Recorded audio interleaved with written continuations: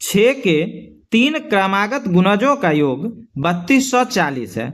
सबसे छोटा गुणज ज्ञात करें। क्या कह रहा है कि 6 के 3 क्रमागत गुणज, ठीक है।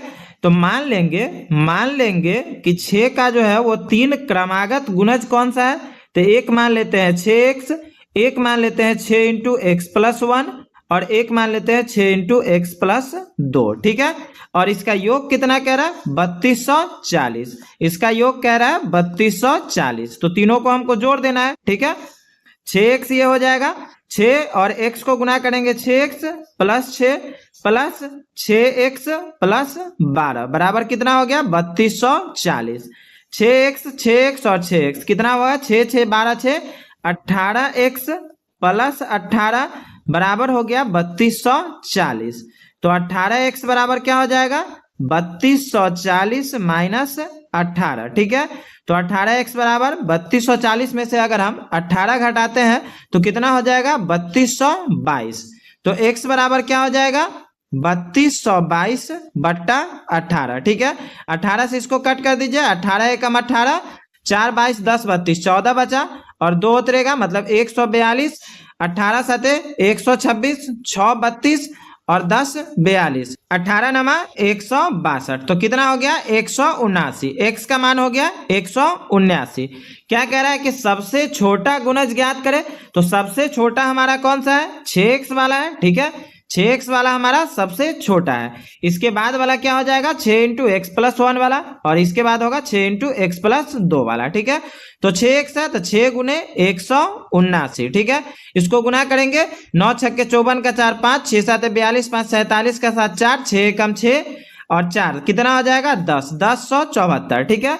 और 1074 किस में दिया है ए ऑप्शन में दिया है। तो ए ऑप्शन इस क्वेश्चन का राइट आंसर हो जाएगा। क्लियर है। नेक्स्ट है, जब चीनी के मूल्य में 28% की वृद्धि हुई तो एक परिवार ने इसकी मासिक खपत को इतना कम कर दिया कि अब चीनी पर होने वाला व्यय पहले की तुलना में केवल 12% अधिक था। यदि परिवार में पहले चीनी की मासिक खपत 18.4 किलोग्राम था तो चीनी की नई मासिक खपत कितनी है। क्या कह रहा है चीनी के मूल्य में 28% की वृद्धि हुई, ठीक है। तो पहले हम लिख लेते हैं मूल्य। तो मूल्य पहले अगर मान लीजिए 100 रुपया था तो 28% का वृद्धि हुआ मतलब 128 रुपया हो गया, ठीक है। और खपत क्या कह रहा है कि इसकी मासिक खपत को इतना कम कर दिया गया कि अब चीनी पर होने वाला व्यय पहले की तुलना में केवल 12% अधिक था। तो अगर चीनी पे व्यय की बात करें तो पहले 100 रहा होगा और अब कितना है तो 112। क्यों, क्योंकि 12% अधिक कह रहा है, ठीक है। अब इसको कट कर लीजिए, 4 से 25 चौके 100 और 4 से 4 तिये 12 और 4 दूनी 8, मतलब इसका वैल्यू जो मूल्य का वैल्यू आया वो 25:32 के रेशियो में आया। मतलब अगर चीनी का मूल्य पहले 25 रुपया था तो अब हो गया 32 रुपया। क्लियर है। इसी तरह से इसको भी कट कर लेंगे, 4 से 25 चौके 100 और 4 दूनी 8, 3 2 4 8 32, मतलब व्यय का मान कितना आ रहा है 25:28। मतलब व्यय अगर 25 रुपये था तो अब हो गया 28 रुपये, ठीक है। व्यय बराबर होगा क्या, तो व्यय बराबर होगा मूल्य गुने खपत, ठीक है। मूल्य गुने खपत मतलब व्यय आपका खर्चा कितना हो रहा है तो जो मूल्य है और जितना आप खपत करते हैं उस दोनों को गुना करेंगे तो खर्चा निकल जाएगा। तो खपत बराबर क्या होगा, तो खपत बराबर ऑफ कोर्स क्या हो जाएगा व्यय बट्टा मूल्य, ठीक है। व्यय बट्टा हो जाएगा मूल्य, ठीक है। तो खपत की अगर हम बात करते हैं तो व्यय हमारा है 25, ठीक है। व्यय हमारा है 25 और मूल्य हमारा है 25, ठीक है। और रेशियो में क्या आ जाएगा हमारा व्यय कितना हो गया 28 और मूल्य कितना हो जा रहा है तो 32। कोई दिक्कत नहीं है यहाँ तक। तो इसको अगर आप सॉल्व करेंगे तो कितना का वैल्यू आएगा आपका तो 8:7 का वैल्यू आएगा। क्लियर है। मतलब ये जो हमारा खपत है वो 8 यूनिट है, ठीक है। खपत क्या है 8 यूनिट है और ये 8 यूनिट किसके बराबर दे रहा है तो 18.4 kg के बराबर दे रहा है। क्लियर है यहाँ तक। पहले हमारा खपत था 8 यूनिट और अब खपत हो गया है 7 यूनिट और ये 8 यूनिट किसके बराबर दे रहा है 18.4 किलोग्राम के बराबर, ठीक है। तो अगर 8 यूनिट 18.4 किलोग्राम के बराबर है तो 1 यूनिट किसके बराबर होगा तो 18.4 में अगर हम 8 से भाग देंगे तो 2.3 किलोग्राम हो जाएगा। क्लियर है? तो 2.3 किलोग्राम हो गया हमारा 1 यूनिट का वैल्यू। लेकिन अब का जो खपत है वो तो 7 यूनिट है, हमारा तो यहाँ पे 7 यूनिट आया है ना। तो अगर 1 यूनिट का मान है 2.3 किलोग्राम, तो 7 यूनिट का मान कितना होगा? तो 2.3 में आप 7 से गुना कर लीजिए, मतलब 16.1 किलोग्राम हो जाएगा। क्लियर है? तो यही 16.1 किलोग्राम जो है वो हमारा आंसर हो जाएगा। और किसमें दिया है ये? तो डी ऑप्शन में दिया है। तो इस क्वेश्चन का राइट आंसर डी ऑप्शन हो जाएगा। क्लियर है? नेक्स्ट है, एक कक्षा में 72 छात्र केवल चाय, 50% छात्र कॉफी, 25% छात्र चाय एवं कॉफी पीते हैं और केवल 5% छात्र न तो चाय न ही कॉफी पीते हैं। ज्ञात करें कि इसमें कितने छात्र सिर्फ चाय या सिर्फ कॉफी पीना पसंद करते हैं। ठीक है, क्या हमारे पास दे रहा है? चाय और कॉफी, दो हमारे पास डाटा दे रहा है, चाय और कॉफी का। ठीक है, चाय के लिए क्या कह रहा है कि 72 छात्र केवल चाय पीते हैं। ठीक है, और फिर क्या कह रहा है कि 50% छात्र कॉफी पीते हैं। 50% क्या कह रहा है? कॉफी पीता है। 25% छात्र चाय एवं कॉफी दोनों पीते हैं। 25% जो है वो चाय और कॉफी दोनों पीता है। ठीक है, तो कॉफी में हमारे पास डाटा तो 50 का दिया है, लेकिन 25 तो कह रहा है दोनों पीता है। तो मतलब 50 में से 25 घटा लीजिए, कितना यहाँ पे हो जाएगा? 25%। ये तो बस डाटा लिखने के लिए हम किए हैं। ठीक है, क्लियर है? यहाँ तक कोई दिक्कत नहीं है। अब क्या कह रहा है कि 5% जो छात्र है वो ना चाय पीता है और ना कॉफी पीता है। मतलब 5% अगर हम घटा लेंगे तो 100 पे हम काम करेंगे। तो 100 में से अगर 5 घटा रहे मतलब 95% हमारा जो छात्र है वो केवल चाय पिएगा या केवल कॉफी पिएगा या चाय और कॉफी दोनों पिएगा। समझ में आ रहा है? क्योंकि 5 तो हमको हटा लेना है ना, 5 ना चाय पीता है और ना कॉफी पीता है। क्लियर है? छात्र का कुल संख्या अगर हम मान लेते हैं x, माना कि छात्रों की कुल संख्या अगर हम मान लेते हैं क्या? x, तो हमारे पास क्या हो जाएगा अकॉर्डिंग टू क्वेश्चन कि एक हमारा तो 72 है, तो 72 तो रहेगा जो चाय पीता है, और 25% जो कह रहा है वो क्या कह रहा है कि चाय एवं कॉफी दोनों पीता है। तो 25% मतलब क्या हो जाएगा? 25x/100, क्योंकि कुल तो हमारा x है ना। इसी तरह से कॉफी वाला भी हमारा क्या हो जाएगा? क्योंकि 50 कह रहा है तो 50 में तो 25 हम ऑलरेडी लिए हैं, तो बच कितना रहा हमारे पास? 25 ही ना, क्योंकि ये जो टोटल डाटा है ये कॉफी का है। ठीक है, और कॉफी में अगर 50 हम लेते हैं तो 25 तो ऑलरेडी यहाँ पे है, तो बच रहा है हमारा 25। तो ये भी हो जाएगा हमारा 25x/100। और ये किसके बराबर हो जाएगा? तो 95% बच रहा है ना, तो 95x/100 के बराबर हो जाएगा। ठीक है, इसको आप सॉल्व करके x का वैल्यू निकाल लीजिएगा। अब इसको हम अगर सॉल्व करते हैं तो क्या हो जाएगा? 72 प्लस 25x है, बट्टा में 100 है, मतलब हो जाएगा 50x/100 बराबर 95x/100। यहाँ तक कोई दिक्कत नहीं है। ये दोनों का डिनोमिनेटर मतलब हर समान है, इसलिए इसको आराम से जोड़ दिया है। ठीक है, तो 72 बराबर क्या हो जाएगा? ये 50x/100 है और ये 95x/100 है, और इधर प्लस में है तो बराबर के इस साइड जाएगा तो माइनस हो जाएगा। तो 95 में से अगर 50 घटा रहे कितना बच रहा है? 45x/100 बच जाएगा। ठीक है, तो 45x बराबर क्या हो जाएगा आपका? 72 गुने 100 हो जाएगा। तो x बराबर हो गया 72 गुने 100/45। यहां तक कोई दिक्कत नहीं है। जब इसको कट करिएगा तो आपका वैल्यू आ जाएगा 160। तो हमारा x का तो मान आ गया 160, x का मान कितना आया हमारा? 160। क्लियर है? ये तो समझ गए कि x का मान हमारा आ गया 160।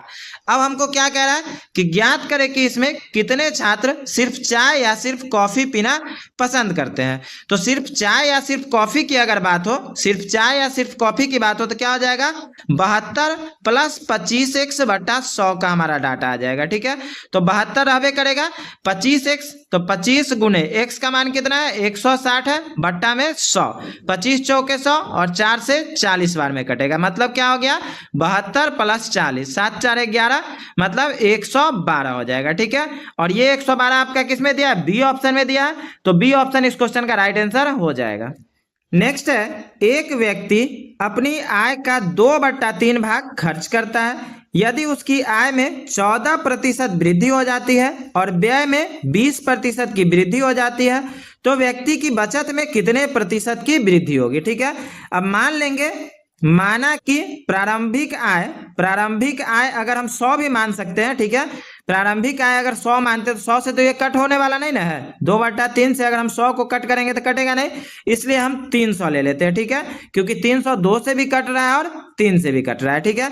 तो प्रारंभिक आय अगर हम 300 रुपया मान लेते हैं तो क्या कह रहा है, आय बराबर क्या होता है, आय बराबर क्या होगा, व्यय प्लस बचत, ठीक है, आय बराबर होगा व्यय प्लस बचत। तो आय अगर हम 300 ले लेते हैं तो क्या कह रहा है, अपनी आय का 2/3 भाग खर्च करता है।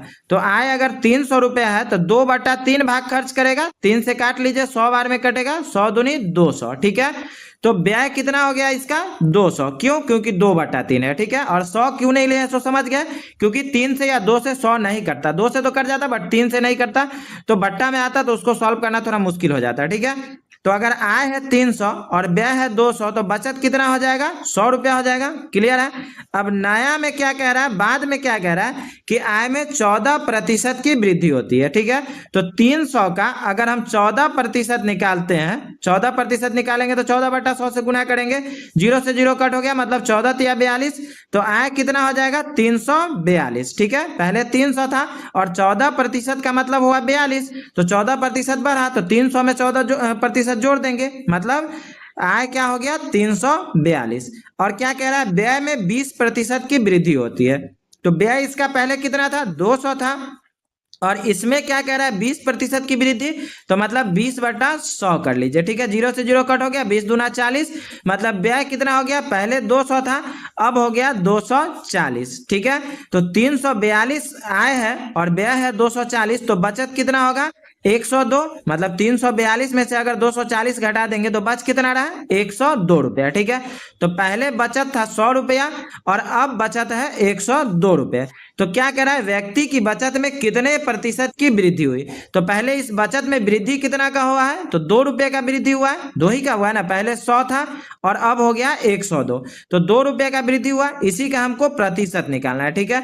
तो वृद्धि हुआ 2 रुपये का, लेकिन किस पे, तो पहले बचत था 100 रुपया, इसी पे हुआ, तो 2/100, और प्रतिशत निकालना है तो 100 से गुना करेंगे, ठीक है, 100 से 100 कट हो गया, मतलब 2% की इसकी वृद्धि, प्रतिशत में वृद्धि हुई, ठीक है। और 2% किसमें दिया है, बी ऑप्शन में दिया है, तो बी ऑप्शन इस क्वेश्चन का राइट आंसर हो जाएगा, क्लियर है। नेक्स्ट है, यदि साधारण ब्याज की वार्षिक दर 10% से बढ़कर 12.5% हो जाती है तो एक आदमी की वार्षिक आय 1250 रुपये से बढ़ जाती है, तो उसका मूलधन हमको ज्ञात करना है। तो अगर हम मूलधन मान लेंगे मूलधन कितना, तो 100%, कोई भी काम 100 पे करते हैं, तो मूलधन अगर हम 100% मानते हैं तो वार्षिक दर कितना है, 10 से बढ़कर 12.5 हो रहा है, कितना हो रहा है, 10 से बढ़कर कितना हो रहा है, 12.5%। तो ये बढ़ा कितना, तो बढ़ा है आपका 2.5%। और ये क्या कह रहा है कि वार्षिक आय कितना है, तो 1250 रुपया बढ़ जाती है, 1250 बढ़ जाती है, ठीक है। तो मतलब ये 10 से बढ़ करके 12.5 हुआ, मतलब 2.5% अगर बढ़ा तो ये बढ़ कितना रहा है रुपया में, तो 1250 रुपया बढ़ रहा है, ठीक है। तो अगर 2.5% 1250 है तो 1% क्या हो जाएगा, तो 1250 बटा 2.5, पॉइंट के बदले यहाँ पे 0 दे दीजिए और इससे 25 से काट कर लीजिए, 25 पंचे 125, तो हो गया 500, ठीक है। 1% का मान हमारा कितना आ रहा है, 500 आ रहा है, क्लियर है यहाँ तक। तो मूलधन तो हम 100% माने थे, तो कह रहा है उसका मूलधन ज्ञात करें, तो 500, अगर 1% का मान है 500 तो 100% निकालने के लिए 500 में 100 से गुना करेंगे, ठीक है। 5 पे कितना हो जाएगा, 4 0, मतलब हो गया 50,000, ठीक है। और ये 50,000 किस में दिया, बी ऑप्शन में दिया है, तो बी ऑप्शन इस क्वेश्चन का राइट आंसर हो जाएगा। नेक्स्ट है, यदि ए बी सी और डी के बीच 5:2:4:3 के अनुपात में धन का वितरण किया जाना है, यदि सी को डी से 1000 रुपये अधिक मिलते हैं तो बी का हिस्सा क्या होगा। क्या कह रहा है, ए बी सी और डी में धन का वितरण कैसे करना है, 5:2:4:3, ठीक है, यहां तक कोई दिक्कत नहीं है। अब क्या कह रहा है कि सी को डी से 1000 रुपया अधिक मिलता है, सी को जो है वो डी से कितना ज्यादा मिल रहा है, तो 1000 मिल रहा है, लेकिन यहां पे आप क्या देख रहे हैं कि सी को डी से कितना ज्यादा मिल रहा है, तो 1 यूनिट ज्यादा मिल रहा है, ठीक है। और ये 1 यूनिट का मान कितना कह रहा है, 1000 रुपये कह रहा है। 1 यूनिट का मान तो कह रहा है 1000 रुपये। तो हमसे पूछ रहा है बी का हिस्सा क्या होगा, और बी का हिस्सा आप क्या देख रहे हैं, 2 यूनिट है। तो अगर 1 यूनिट का मान 1000 है तो 2 यूनिट का मान कितना हो जाएगा, तो 2000 रुपये हो जाएगा, ठीक है। 2000 रुपये हो जाएगा। और 2000 किस में दिया है, डी ऑप्शन में दिया है, तो डी ऑप्शन इस क्वेश्चन का राइट आंसर हो जाएगा। क्लियर है। नेक्स्ट है, ए किसी कार्य को 16 घंटे में जबकि बी उसी कार्य को 24 घंटे में समाप्त कर सकता है, तो ए और बी दोनों मिलकर उस कार्य को कितने समय में समाप्त करेंगे। ए के बारे में क्या कह रहा है, कितना टाइम ले रहा है, 16 घंटा ले रहा है, और बी कितना टाइम ले रहा है, तो 24 घंटा। कार्य तो सेम है, बस टाइम दोनों का अलग अलग है। तो अगर हम कुल कार्य की बात करें, तो कुल कार्य क्या हो जाएगा, इस दोनों का एलसीएम ले लेंगे, तो 16 और 24 का एलसीएम हो जाएगा 48। तो कुल कार्य हमारा है 48। अब अगर क्षमता की बात करते हैं तो ए का क्षमता क्या होगा, तो 16 घंटे में कर रहा है ना, तो 16 घंटे में 48 कार्य कर रहा है, मतलब 1 घंटा में कितना कार्य कर रहा है, 3 कार्य, ठीक है। 1 घंटा में 3। और इसी तरह से अगर हम ए का तो ये हो गया 1 घंटा में 3 कार्य हो गया, और बी के क्षमता की बात करें तो 24 घंटे में 48 कार्य कर रहा है, मतलब 1 घंटा में ये 2 कार्य करेगा। यहां तक तो क्लियर है। ये तो समझ गए कि टोटल कार्य जो होता है, कुल कार्य के लिए आप उसका एलसीएम निकाल लीजिए और क्षमता के लिए उस एलसीएम को भाग दे दीजिए जो टाइम दिया है, तो आपका क्षमता निकल जाएगा, ठीक है। अब क्या कह रहा है कि ए और बी दोनों मिलकर, तो ए का क्षमता है 3 कार्य करने का 1 घंटा में, और बी का है 2 कार्य। तो कुल क्षमता जो है, कुल क्षमता क्या हो जाएगा, ए और बी का मिला करके, ए और बी का मिला के कुल क्षमता क्या हो जाएगा, तो 3 और 2 5 हो जाएगा, ठीक है। कुल क्षमता हो जाएगा 5, और कार्य टोटल कितना है, 48। तो कह रहा है कितने समय में समाप्त करेंगे, तो हमको समय निकालना है, तो ऑफकोर्स 48 बट्टा हो जाएगा 5, क्योंकि दोनों मिल करके कर रहा है। और 48 में अगर आप 5 से भाग दीजिएगा तो क्या हो जाएगा आपका, 5 से कट तो होगा नहीं, 5 9 45 3, मतलब 9.3/5 घंटा है, ठीक है। अब इसको मिनट में चेंज कर लीजिए, तो गुने 60 अगर कर रहे हैं तो 5 से 12 पंचे 60 और 12 तिया 36, मतलब कितना हो गया, 9 घंटा 36 मिनट। समझ में आ रहा है कैसे चेंज किया इसको। 9.3/5 घंटा था, तो इसको मिनट हम पहले गुना कर लिए हैं। 1 घंटा में 60 मिनट होता है, 5 से 12 पंचे 60 और 12 तिया 36, 9 घंटा 36 मिनट। और ये किस में दिया है, बी ऑप्शन में दिया है, तो बी ऑप्शन इस क्वेश्चन का राइट आंसर हो जाएगा। क्लियर है। नेक्स्ट है, ए किसी कार्य को 25 घंटे में जबकि ए और बी मिलकर उसी कार्य को 10 घंटे में समाप्त कर सकते हैं, तो बी अकेले उस कार्य को कितने समय में समाप्त करेगा। क्या कह रहा है, ए कितना देर में कर रहा है, तो 25 घंटा में कर रहा है, और ए और बी दोनों मिल जा रहा है तो कितना देर में कर रहा है, तो 10 घंटा में कर रहा है। क्लियर है, यहां तक तो कोई दिक्कत नहीं है। अब अगर हम कुल कार्य की बात करें, तो 10 और 25 का एलसीएम लेंगे तो कितना हो जाएगा, 50। कुल कार्य हमारा कितना हो जा रहा है, 50 हो रहा है। अब अगर क्षमता की बात करें तो ए का क्षमता जो है वो क्या हो जाएगा, 25 दूनी 50, मतलब इसका क्षमता 2 हो जाएगा, और ए और बी मिलाकर दोनों का क्षमता क्या होगा, 10 5 50, मतलब 5। तो अगर ए का क्षमता है 2 कार्य करने का और ए और बी का क्षमता है 5 कार्य करने का, तो हमसे क्या कह रहा है, बी अकेले उस कार्य को कितने समय में करेगा, तो सिर्फ बी का क्षमता अगर लेंगे तो ए और बी मिला के 5 है, ठीक है। तो बी का क्या हो जाएगा, 5 में से 2, मतलब 3 कार्य इसका क्षमता होगा, ठीक है। 1 घंटा में 3 कार्य का इसका क्षमता है। तो हमसे पूछ रहा है कितने समय में कुल कार्य पूरा करेगा, तो कुल हमारा कार्य है 50 और बट्टा 3 कर लीजिए, ठीक है। 50 में 3 से भाग करेंगे तो 16 3 48 2 50, मतलब 16.2/3 हो जाएगा। और इसको आप घंटा को मिनट में चेंज कर लीजिए, गुने 60 कर देंगे, 3 से 20 3 60, 20 दूना 40, मतलब 16 घंटा और 40 मिनट हो जाएगा, ठीक है। और ये किस में दिया है, तो 16 घंटा 40 मिनट ए ऑप्शन में दिया है, तो ए ऑप्शन इस क्वेश्चन का राइट आंसर हो जाएगा। नेक्स्ट है, एक लड़का अपने घर से स्कूल 3 किलोमीटर प्रति घंटे की चाल से जाता है तथा वापस 2 किलोमीटर प्रति घंटा की चाल से लौटता है। चाल अगर स्पीड 1 की बात करें तो जाने के समय क्या है, 3 किलोमीटर प्रति घंटा, और आने के समय इसका स्पीड क्या है, 2 किलोमीटर प्रति घंटा। क्या कह रहा है, यदि आने जाने में वह कुल 5 घंटे का समय ले रहा है। कुल समय कितना दिया है हमारा, कुल समय दिया है 5 घंटे का, ठीक है। तो स्कूल और उसके घर की बीच की दूरी हमसे कह रहा है, ठीक है। तो स्कूल और घर के बीच की दूरी हम मान लेते हैं x, स्कूल और घर के बीच की दूरी हम मान लेते हैं कितना, x मान लेते हैं, ठीक है। तो जाने के समय इसका समय कितना लगेगा, तो समय बराबर क्या होता है, दूरी बटा चाल। तो दूरी तो हम x माने हैं और चाल है 3, ठीक है। तो t1 हो गया और t2 हमारा कितना हो जाएगा, तो मतलब दूसरा जो हमारा समय कितना लगेगा, जाने में तो समय x/3 लगा और आने में समय कितना लगेगा, तो x/2, और दोनों जो समय है वो कितना कह रहा है, 5 घंटा। तो x/3 जोड़ x/2 बराबर हो गया 5। इसका एलसीएम निकाल लीजिए, 3 दूनी 6, 2x प्लस 3x बराबर हो गया 5, ठीक है। तो 2 3 5x/6 बराबर 5, 5 से 5 कट कर लीजिए, x बराबर हो गया 6 किलोमीटर। सॉल्व हो गया, x का मान हमारा हो गया 6 किलोमीटर। तो क्या कह रहा है कि उसके घर के बीच और स्कूल के बीच की दूरी क्या है, तो यही तो हम x माने थे और x का मान कितना है, 6 किलोमीटर।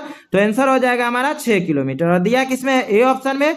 तो ए ऑप्शन इस क्वेश्चन का राइट आंसर हो जाएगा। क्वेश्चन है 2295 मीटर की वृत्तीय दौड़ में सिद्धार्थ 85 सेकंड में एक चक्कर पूरा करता है और यश 45 सेकंड में एक चक्कर पूरा करता है।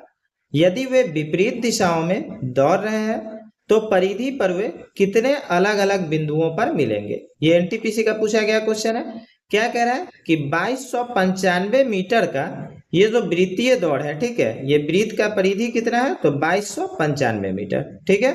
सिद्धार्थ कितने सेकंड में पूरा करता है एक चक्कर, 85 सेकंड में, और यश कितने सेकंड में कर रहा है, तो 45 सेकंड में। सिद्धार्थ जो है वो कितने सेकंड में कर रहा है, तो 85 सेकंड में, और यश जो है वो कितने सेकंड में कर रहा है, तो 45 सेकंड में एक चक्कर पूरा करता है, ठीक है। 5 से अगर कट करेंगे तो 17 5 85 और 5 से इसको कट करेंगे तो 5 9 45, मतलब 17:9 आ रहा है। किसका, सिद्धार्थ और यश का रेशियो। किस चीज का, तो टाइम का, मतलब कितना समय लग रहा है, तो उस समय का जो रेशियो है, अनुपात है, वो 17:9 आया, ठीक है। तो ये समय का अनुपात है। अगर हमको स्पीड का अनुपात लेना होगा तो अनुपात में दिया हुआ रहेगा, तो बस इसको उल्टा हमको कर लेना है। ध्यान रखिएगा कि अगर समय का अनुपात दिया रहा है और टाइम लेना है तो भी उल्टा होगा, और टाइम दिया है और अगर हमको स्पीड का अनुपात लेना है तो भी इसमें क्या करेंगे, उल्टा करेंगे, ठीक है। तो ये क्या हो जाएगा, स्पीड का अनुपात 9:17 हो जाएगा। यहां तक तो कोई दिक्कत नहीं है। अब क्या कह रहा है इसमें कि विपरीत दिशा में दौड़ रहा है, तो विपरीत दिशा में दौड़ रहा है तो परिधि पर कितने अलग अलग बिंदु पर मिलेगा। तो जैसे ही विपरीत दिशा की बात हो तो उसमें इस दोनों के स्पीड को ऐड कर लेंगे, ठीक है। तो 17 9 क्या हो जाएगा, 26 हो जाएगा। यही 26 आंसर हो जाएगा आपका बी ऑप्शन, ठीक है, समझ गए।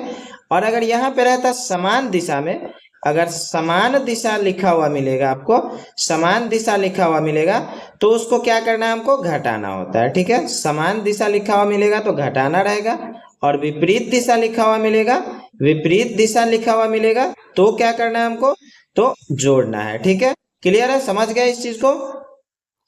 नेक्स्ट है, एक कक्षा के 30 विद्यार्थियों ने एक परीक्षा दी। 12 विद्यार्थियों का औसत स्कोर 60 है, ठीक है। 12 विद्यार्थी का औसत स्कोर कितना है, 60 है। तो 12 विद्यार्थी के अगर स्कोर का योग हम निकालेंगे तो क्या हो जाएगा, तो ये औसत ना 60 है तो इसका योग हो जाएगा 12 × 60। उसके बाद क्या कह रहा है कि शेष विद्यार्थियों का भी औसत स्कोर 60 है। तो टोटल कितना था, तो टोटल कितना विद्यार्थी है, 30 है, और 12 का तो हमको दे दिया है, तो 30 में से 12 घटा लीजिए, तो 12 8 20 10 30, अब कितना बच रहा है, 18। और ये जो 18 जो शेष बच रहा है इसका भी स्कोर कितना औसत है, तो 60 है, ठीक है। तो इसका बचा हुआ जो है शेष का जो है वो भी योग क्या निकलेगा, तो 18 × 60, ठीक है। दोनों को गुना कर लीजिए, 12 छक 72 720 और 18 छक 108 मतलब 1080। क्लियर है यहाँ तक। अब टोटल इस दोनों का निकाल लीजिए तो कितना हो जाएगा, 80 20 100 10 7 17 1 1800 हो जाएगा, ठीक है। तो कुल जो स्कोर है, कुल स्कोर कितना हुआ, तो कुल आपका स्कोर हुआ 1800, ठीक है। और कुल विद्यार्थी कितना है, 30 है। तो हमको क्या रहा है, कक्षा का औसत स्कोर। तो औसत निकालना होगा तो इस दोनों को क्या कर देंगे, डिवाइड कर देंगे। तो 1800 बट्टा में 30, ठीक है, 0 से 0 कट हो गया, 3 6 18 60 हो जाएगा, ठीक है। तो कक्षा का औसत स्कोर क्या हो जाएगा, 60। और ये किस में दिया है, सी ऑप्शन में दिया है, तो सी ऑप्शन इस क्वेश्चन का राइट आंसर हो जाएगा। क्लियर है।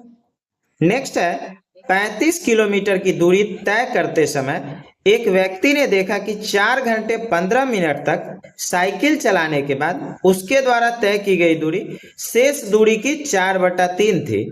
उसकी चाल किलोमीटर प्रति घंटा में कितनी थी? क्या कह रहा है? दूरी कितना है? 35 किलोमीटर का दूरी तय करना है, ठीक है। और क्या देख रहा है व्यक्ति कि 4 घंटा 15 मिनट तक वो साइकिल चलाने के बाद उसके द्वारा जो तय की गई दूरी है वो शेष दूरी का 4/3 था। तो हम कुल दूरी को हम क्या कर लेते हैं? डी मान लेते हैं, और शेष जो दूरी बच रहा है, शेष जो बच रहा है उसको हम आर मान लेते हैं। यहां तक तो कोई दिक्कत नहीं है। अब क्या कह रहा है कि ये जो दूरी तय किया है वो शेष जो दूरी बच रहा है उसका 4/3 है।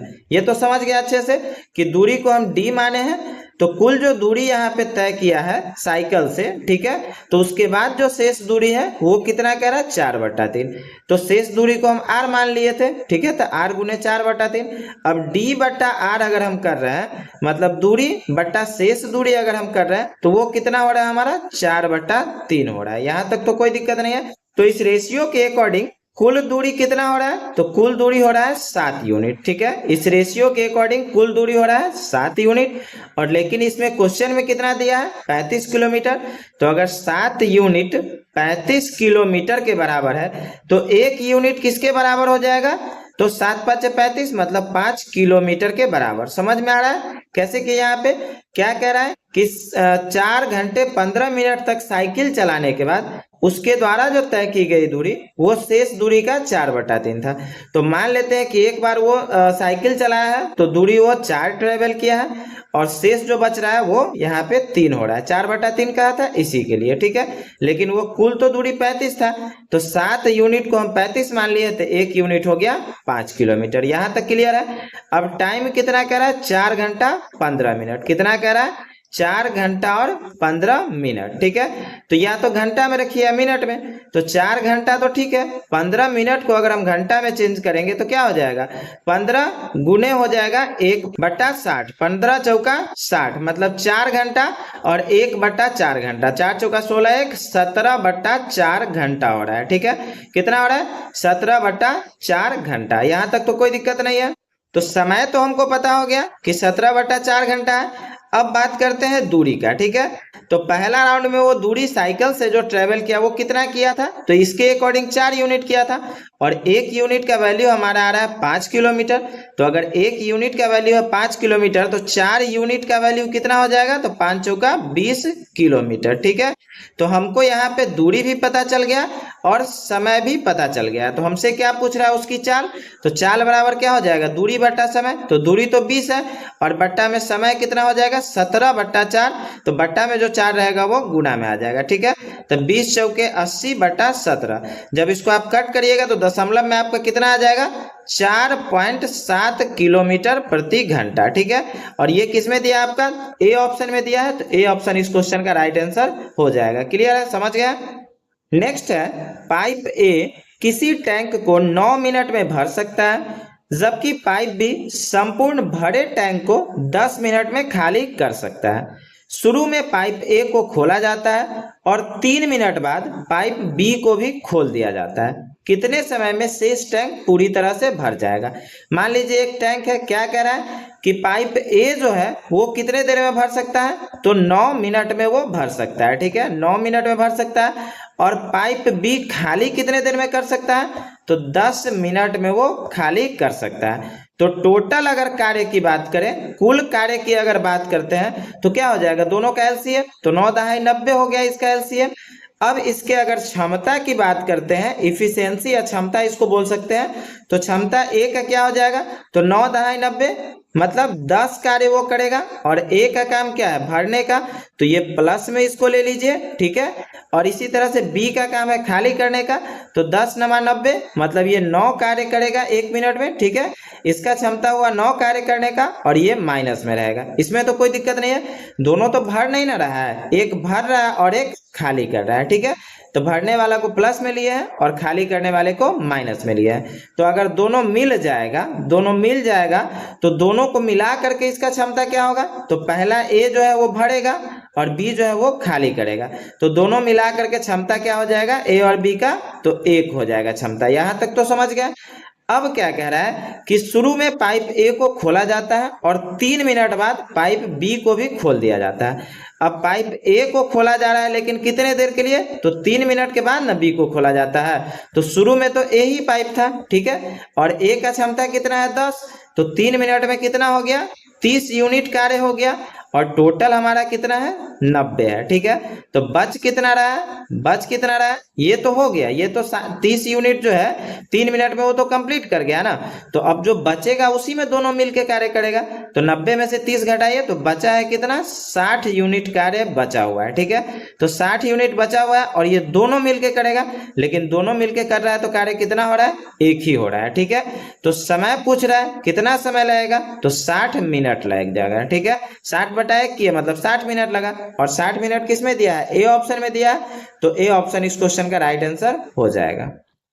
नेक्स्ट है 9900 रुपए की धनराशि को 20% वार्षिक चक्रवृद्धि ब्याज पर निवेश किया गया, जबकि ब्याज अर्धवार्षिक रूप से संयोजित होता है, तो 1 वर्ष बाद मिश्रधन कितना प्राप्त होगा। इसमें क्या कह रहा है, कितना रुपए का धनराशि है, 9900 का है, मतलब पी हो गया आपका 9900 रुपया, ठीक है, इसमें कोई दिक्कत नहीं है।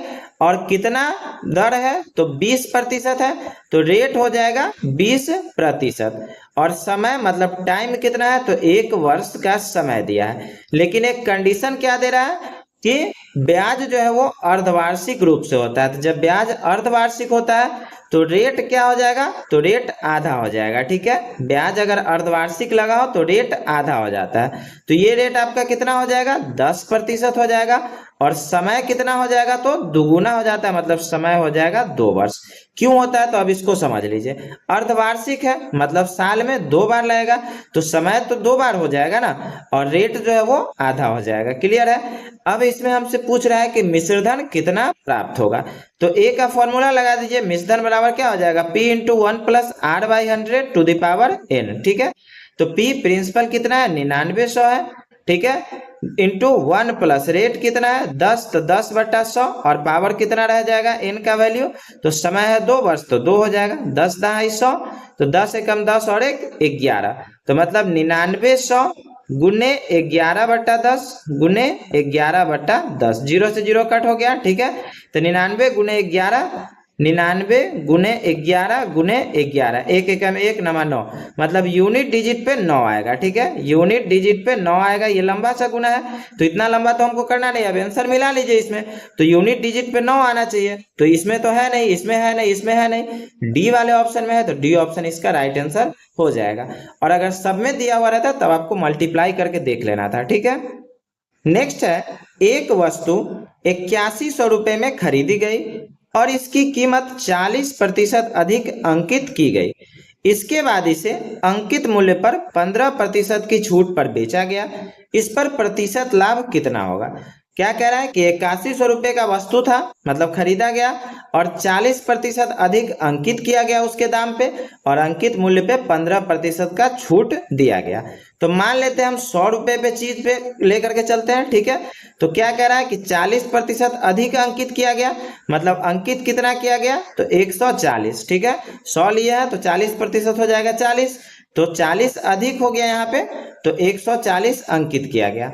अब अंकित के बाद क्या कह रहा है 15% का छूट, तो इसमें से हमको 15% इसका घटाना है, तो 140 का 15% घटा लीजिए, तो 15% क्या हो जाएगा, इसका 0 से 0 कट हो गया, 5 से 5 दिया 15, 5 दूना 10, 2 7 14, मतलब 21 हो जाएगा।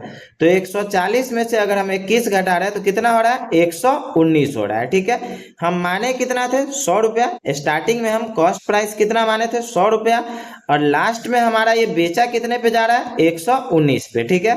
तो 19 रुपये का एक्स्ट्रा लाभ हो रहा है, तो हमसे तो बस पूछ रहा है कि इस पर प्रतिशत लाभ कितना होगा, तो बस 19% का लाभ हो जाएगा, ठीक है। और 19% किसमें दिया, सी ऑप्शन में दिया है, तो सी ऑप्शन इस क्वेश्चन का राइट आंसर हो जाएगा। नेक्स्ट है 20 मीटर गहरी और 36 मीटर चौड़ी एक नदी 2.7 किलोमीटर प्रति घंटा की दर से प्रवाहित हो रही है। वो प्रति मिनट समुद्र में प्रवाहित होने वाले जल की मात्रा ज्ञात करना है, ठीक है। हमको क्या कह रहा है कि प्रति मिनट जो समुद्र में प्रवाहित होगा वो जल का मात्रा हमको ज्ञात करना है। मान लेते हैं कि एक ये नदी है, ठीक है, क्या कह रहा है, 20 मीटर गहरी है इस नदी का गहराई, ठीक है, गहराई कितना है, 20 मीटर है।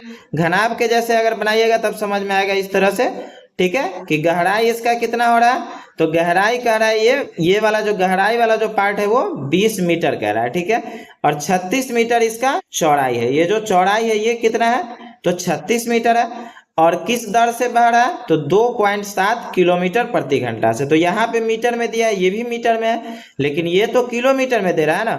तो 2.7 किलोमीटर को अगर आप मीटर में चेंज करेंगे तो 1000 मीटर का 1 किलोमीटर होता है। तो 2.7 में अगर 1000 से हम गुना कर रहे हैं तो कितना हो जाएगा, 2700 मीटर हो जाएगा, ठीक है। तो ये आपका कितना है, 2700 मीटर प्रति घंटा, ठीक है, 2700 मीटर प्रति घंटा ये जल प्रवाहित कर रहा है, ठीक है। अब क्या कह रहा है कि प्रति मिनट समुद्र में प्रवाहित होने वाले जल की मात्रा हमको निकालना है, मतलब आयतन आपको निकालना है, ठीक है। तो आयतन का फॉर्मूला क्या होता है, L into B into H हो जाएगा, ठीक है। तो 20 गुने 36 गुने 2700, और 2700 मीटर प्रति घंटा है, तो हमसे तो मिनट में पूछ रहा है ना, तो बट्टा में क्या हो जाएगा 60, जीरो से एक जीरो कट हो गया, ठीक है। तो लास्ट में हो जाएगा एक जीरो और एक, 2 जीरो हमारा लास्ट में रहेगा, और 36 दुना 72, और 72 और 27 को गुना कर लीजिए, 7 दूनी 14, मतलब लास्ट में 4 आना चाहिए। तो इस तरह का आप देख लीजिए ऑप्शन में 400 है कहीं पे, तो यहाँ पे है, तो डी ऑप्शन इसका राइट आंसर हो जाएगा। 32,400 लीटर जल की मात्रा प्रवाहित होगा प्रति मिनट में। क्लियर है।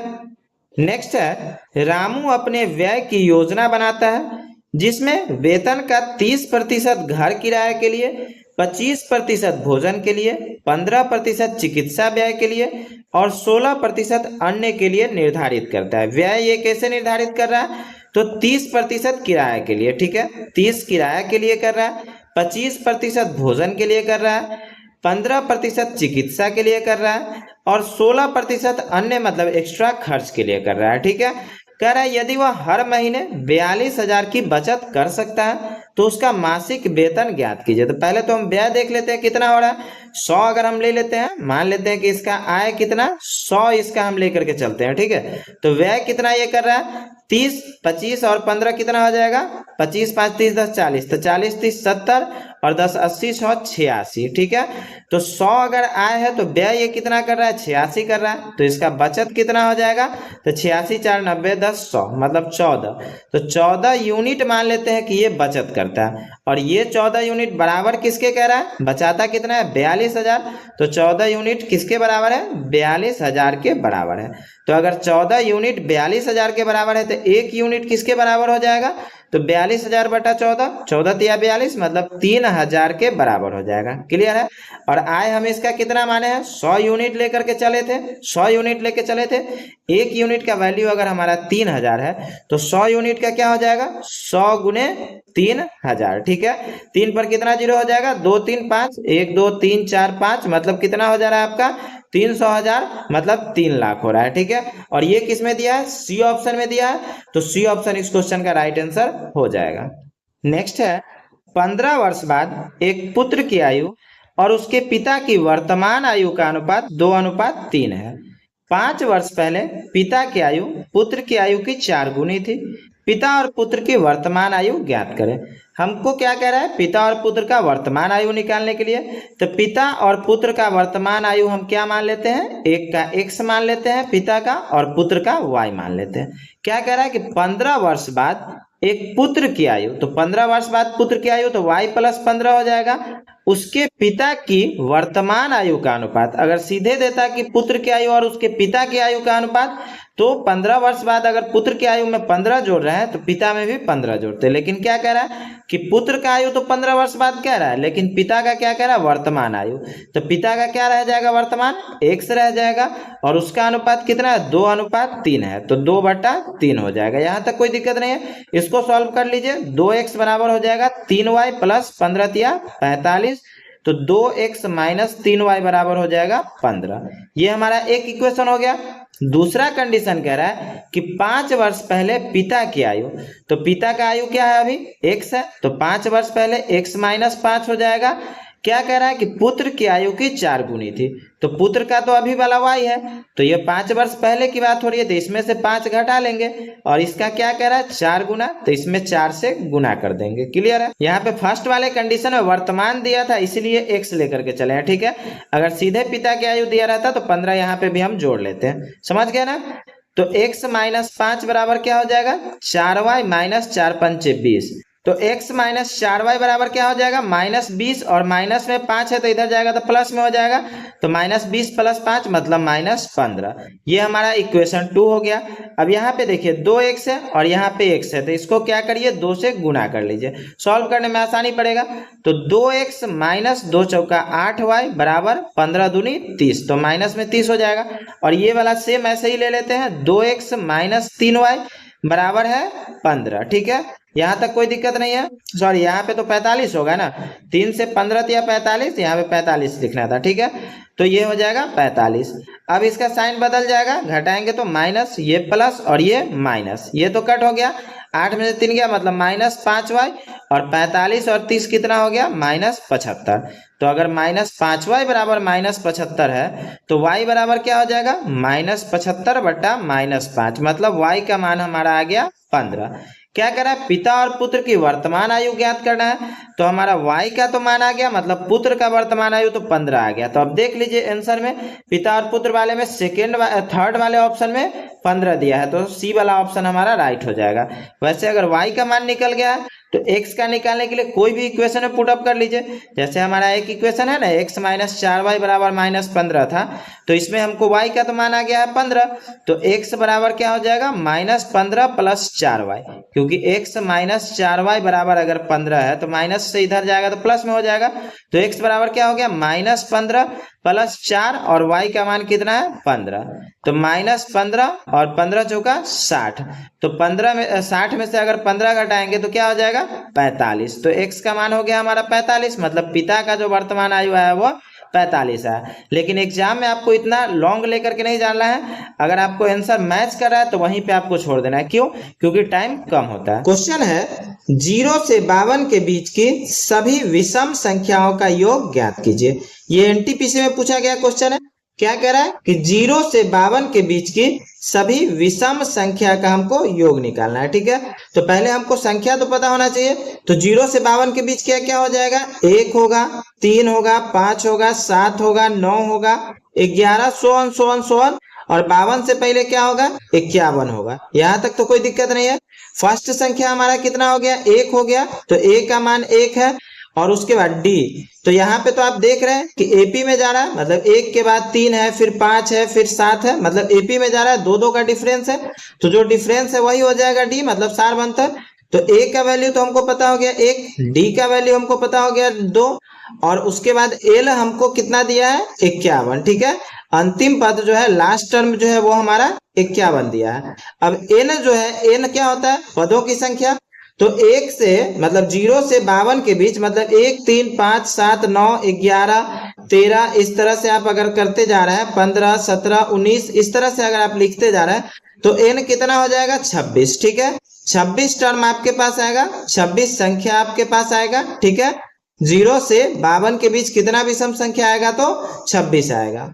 तो अब हम यहाँ पे एसएन के फॉर्मूला का यूज करेंगे। एसएन का फॉर्मूला क्या होता है n/2 into 2a plus n-1d, ठीक है। या आप ये भी फॉर्मूला लगा सकते हैं, या एक दूसरा फॉर्मूला क्या होता है एसएन का n/2 into a plus l, दोनों में जो आपको सही लग रहा है कोई भी फॉर्मूला का आप यूज कर सकते हैं, ठीक है।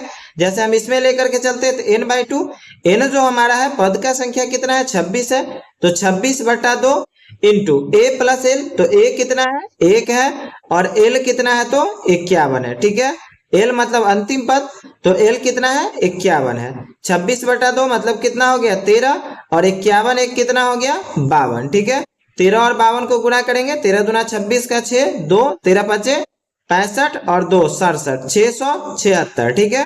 और ये 676 किसमें दिया है सी ऑप्शन में दिया है, तो सी ऑप्शन इस क्वेश्चन का राइट आंसर हो जाएगा। नेक्स्ट है उस समांतर श्रेणी का 9वां पद ज्ञात कीजिए जिसका पहला पद 5 है और सार्वंतर 4 है। ये भी एनटीपीसी का पूछा गया क्वेश्चन है। क्या कह रहा है कि 9वां पद हमको ज्ञात करना है, मतलब T9 हमको निकालना है, ठीक है, टर्म 9 हमको निकालना है। और हमको दिया क्या क्या है, तो पहला पद हमको 5 दिया है, तो पहला पद मतलब ए हमारे पास दिए हुआ है, सार्वंतर भी हमको दिया है, मतलब डी भी हमको दे दिया है, डी का वैल्यू। और नौवां पद का मतलब क्या हुआ कि एन का भी वैल्यू हमको दे दिया है कि एन 9 है, ठीक है। अब हमको क्या कह रहा है T9 निकालने के लिए, तो Tn का फॉर्मूला क्या होता है, a plus N minus one D, ठीक है। a कितना है 5 प्लस एन माइनस वन, तो n है 9, तो 9 माइनस 1, और d का मान कितना है, तो 4 है, ठीक है। तो 5 प्लस 9 में से 1 गया, कितना हो जाएगा 8 गुने 4, तो कितना हो जाएगा आपका 5 प्लस 32, और 32 5 कितना होगा, तो 37 हो जाएगा, ठीक है। और ये 37 आपका किस में दिया है, बी ऑप्शन में दिया है, तो बी ऑप्शन इस क्वेश्चन का राइट आंसर हो जाएगा। समझ गया, क्लियर है। एपी में आपको दो फॉर्मूला का यूज करना है, एक पहला हमारा टीएन का याद रखिएगा a plus N minus one D, और एक एसएन का फॉर्मूला याद रखिएगा n/2 into 2a plus N minus one D, ठीक है। या इसके बदले आप लिख सकते हैं n/2 into a plus L. अगर अंतिम पद दिया रहेगा तो ये वाला फॉर्मूला का यूज करेंगे, और अंतिम अगर नहीं दिया रहेगा तो इस फॉर्मूला का यूज करेंगे। तो दो ही फॉर्मूला आपको एपी के लिए यूज करना है, एक टीएन का और एक एसएन का, ठीक है। इसी दो फॉर्मूला पे आपका एपी का कोई भी क्वेश्चन रहेगा वो इजीली आप सॉल्व कर सकते हैं।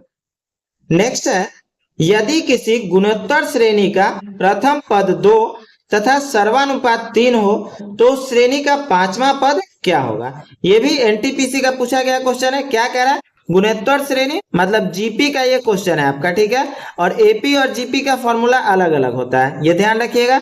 प्रथम पद क्या दे रहा है, इसमें 2 दे रहा है, मतलब ए का वैल्यू 2 हो गया, और सर्वानुपात 3 है, मतलब आर हो जाएगा यहाँ पे 3, ठीक है। ये दो चीज हमको दिया है, और कह रहा है कि श्रेणी का पांचवा पद निकालने के लिए, तो यहाँ पे टीएन वाला फॉर्मूला ऐसे नहीं होगा कि पहले जो एपी में जो हम लोग टीएन का फॉर्मूला लिखते थे वो क्या लिखते थे, a plus N minus one D लिखते थे, ठीक है।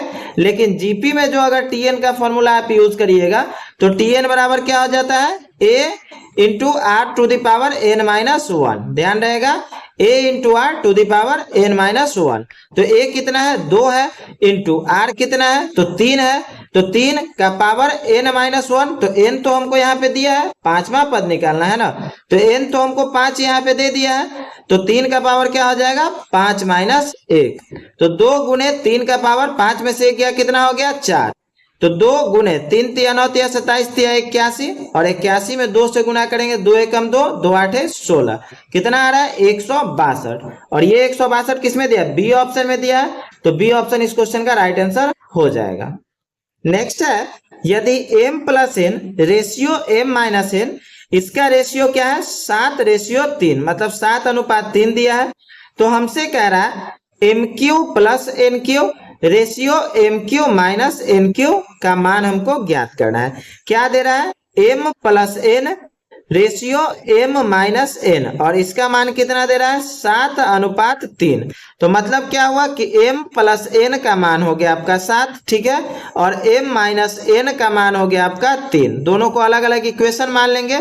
अब दोनों में एक चीज तो सेम है, बस साइन अलग अलग है, तो क्लियर है, इसको आप घटा लीजिए, इक्वेशन 1 में से इक्वेशन 2 को घटा लेना है। तो ये तो n वाला पार्ट कट गया, तो 2m बराबर क्या हो जा रहा है आपका 7 3 10, तो m बराबर कितना हो जाएगा 10/2 मतलब 5। तो अगर m का मान आपका 5 है तो m प्लस n कितना है 7 है, तो m का मान 5 है, तो n कितना हो जाएगा 7 माइनस m, मतलब 7 माइनस 5 मतलब 2 हो गया, तो n का मान 2 हो गया और m का मान 5 हो गया, ठीक है। तो हमसे क्या कह रहा है, M Q plus N Q, M Q plus N Q, और ratio M Q minus N Q निकालना है, ठीक है।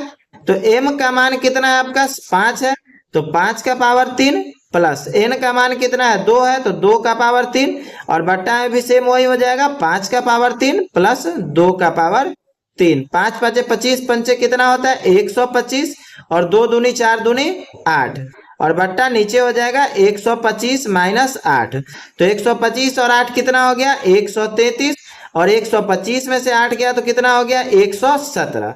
तो इसका रेशियो जो हमको कह रहा है इसका मान, तो क्या हो जाएगा 133:117, और ये किस में दिया आपका 133:117 ए ऑप्शन में दिया है, तो ए ऑप्शन इस क्वेश्चन का राइट आंसर हो जाएगा। क्लियर है। नेक्स्ट है, एक बंदर 12 मीटर ऊंचे पेड़ पर चढ़ता है। वह पहले सेकंड में 2 मीटर चढ़ता है और अगले ही सेकंड में 1 मीटर फिसलता है। उसे पेड़ पर चढ़ने में कितना समय लगेगा? ये पेड़ जो है, मान लेते हैं ये पेड़ कितने मीटर का है, तो 12 मीटर का है। ठीक है। पहले सेकंड में वो कितना जा रहा है, 2 मीटर जा रहा है। और दूसरे सेकंड में, मतलब दूसरा जो सेकंड उसका लग रहा है, उसमें क्या हो रहा है, 1 मीटर नीचे वो फिसल रहा है। ठीक है। तो मतलब 2 सेकंड में वो जा कितना दूर रहा है, तो 2 मीटर गया और 1 मीटर फिसल गया। मतलब 2 सेकंड में दूरी ये कितना गया, तो 1 मीटर का दूरी गया। क्लियर है, ये तो समझ गए। अब खंभा कितने मीटर का है या पेड़ कितने मीटर का है, तो 12 मीटर का है। और लास्ट टाइम जो वो जाएगा तब तो वो नीचे नहीं आएगा, क्योंकि जाएगा और नीचे आएगा मतलब 12 से ज्यादा ऊंचा रहेगा तब ना वो जा करके फिर नीचे आएगा। तो 12 के बाद तो ये जा नहीं सकता है। तो मतलब लास्ट वाला जो वो चढ़ेगा, तो चढ़ेगा तो 2 मीटर, चढ़ेगा तो 2 मीटर ना। तो हमको 12 में से सबसे पहले 2 घटा लेना है। तो कितना मीटर आपका हो रहा है, 10 मीटर हो रहा है। ठीक है। ये जो 2 मीटर घटाए हैं, क्यों घटाए, तो लास्ट टाइम जो वो 1 सेकेंड में चढ़ेगा, तो उसके बाद वो उतरेगा नहीं। ठीक है, फिसलेगा नहीं। क्लियर है यहाँ तक। तो 2 सेकेंड में तो 1 मीटर जा रहा है, तो हमको कितना दूर जाना है, 10 मीटर। ठीक है। तो अगर 2 सेकेंड में 1 मीटर जा रहा है, तो 10 मीटर जाने के लिए इसको कितना टाइम लगेगा, तो 20 सेकेंड लगेगा। ठीक है। लेकिन टोटल इसको कितना जाना है, 12 मीटर। तो 1 सेकेंड में फिर कितना जाएगा, 2 मीटर जाएगा। ठीक है। तो कितना हो गया टोटल इसका टाइम, 21 सेकेंड। क्लियर है, 21 सेकेंड का टाइम हुआ। और 21 सेकेंड किस में दिया, बी ऑप्शन में दिया है। तो बी ऑप्शन इस क्वेश्चन का राइट आंसर हो जाएगा। नेक्स्ट है, एक आदमी तार के 24 मीटर ऊंचे पेड़ पर चढ़ता है। वह पहले सेकेंड में 4 मीटर चढ़ता है और अगले ही सेकेंड में 2 मीटर फिसलता है। उसे शीर्ष पर पहुंचने में कितना समय लगेगा? ये भी एनटीपीसी का पूछा गया क्वेश्चन है। कितना मीटर पेड़ है, तो 24 मीटर का। ठीक है, 24 मीटर का ये पेड़ है। क्या कह रहा है कि पहले सेकेंड में वो कितना दूरी जा रहा है, तो 4 मीटर ये चढ़ रहा है। और दूसरे सेकेंड में ये क्या हो रहा है, तो 2 मीटर ये फिसलता है। ठीक है। पहले सेकेंड में 4 मीटर चढ़ता है और दूसरे सेकेंड में ये 2 मीटर फिसलता है। तो मतलब 2 सेकेंड अगर वो चल रहा है तो वो कितना दूरी तय कर रहा है, तो 2 मीटर का। क्यों, क्योंकि 4 मीटर चढ़ा और 2 मीटर फिसल गया। सेम पिछले ही जैसा क्वेश्चन है। 24 मीटर का पेड़ है, तो लास्ट टाइम जब वो चढ़ेगा तब तो उतरने का बात ही नहीं हो रहा। तो सबसे पहले तो 24 में से आप कितना घटा लीजिए, तो 4 कितना रहा है, 4 मीटर। तो 24 में से 4 घटा लीजिए, कितना हो रहा है, 20 मीटर। ठीक है। और ये 4 मीटर चढ़ने में इसको कितना टाइम लगेगा, तो 1 सेकेंड। क्लियर है। 2 सेकेंड में 2 मीटर जा रहा है, तो 20 मीटर जाने में कितना टाइम लगेगा, तो 20 सेकेंड लगेगा। ठीक है। और 4 मीटर के लिए ऑलरेडी हम 1 सेकेंड ले चुके हुए हैं। ठीक है। तो टोटल इसको कितना टाइम लगा, तो 21 सेकेंड। ठीक है। और 21 सेकेंड किस में दिया है, बी ऑप्शन में दिया है। तो बी ऑप्शन इस क्वेश्चन का राइट आंसर हो जाएगा। नेक्स्ट है, 2 मेज और 3 कुर्सी का मूल्य 540 रुपए है, जबकि 2 मेज और 1 कुर्सी का मूल्य 470 रुपए है। तो 35 कुर्सी का हमको मूल्य निकालना है। क्या कह रहा है, 2 मेज मतलब 2 टेबल और 3 कुर्सी मतलब 3 चेयर का मूल्य कितना है, तो 540 रुपए है। क्लियर है। और दूसरा हमको क्या कह रहा है कि 2 मेज और 1 कुर्सी, ठीक है, 2 टेबल और 1 चेयर, इस दोनों का मूल्य कितना है, तो 470 रुपए है। 2 अलग अलग इक्वेशन मान लिए। अब दोनों इक्वेशन को हम क्या कर रहे हैं, घटा रहे हैं। ठीक है। तो साइन बदल जाएगा, टेबल वाला तो कट हो गया, तो 3 कुर्सी में से 1 गया, मतलब 2 चेयर बच रहा है। और दाम कितना बच रहा है, तो 540 में से अगर 470 घटा रहे हैं तो कितना बच रहा है आपका, 70 बच रहा है। ठीक है। तो 2 चेयर का मूल्य है, मतलब 2 कुर्सी का दाम है 70 रुपए। तो 1 कुर्सी का दाम कितना हो जाएगा, 1 कुर्सी का दाम कितना हो जाएगा, 70 बटा 2 मतलब 35 रुपए। हमसे क्या कह रहा है क्वेश्चन में कि 35 कुर्सी का हमको दाम निकालना है। 1 कुर्सी का तो निकल गया, तो 35 का निकालने के लिए इसमें 35 से गुना करेंगे। तो 35 और 35 को अगर आप गुना करेंगे कितना आएगा, 1225। ठीक है। और 1225 किस में दिया है, सी ऑप्शन में दिया है। तो सी ऑप्शन इस क्वेश्चन का राइट आंसर हो जाएगा।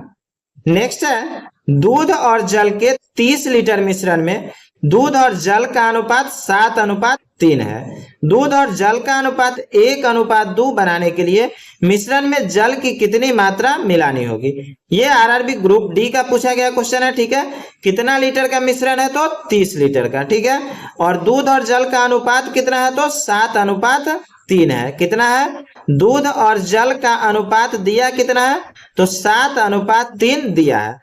और हमको बनाना कितना है, 1:2। कितना बनाना है, 1:2।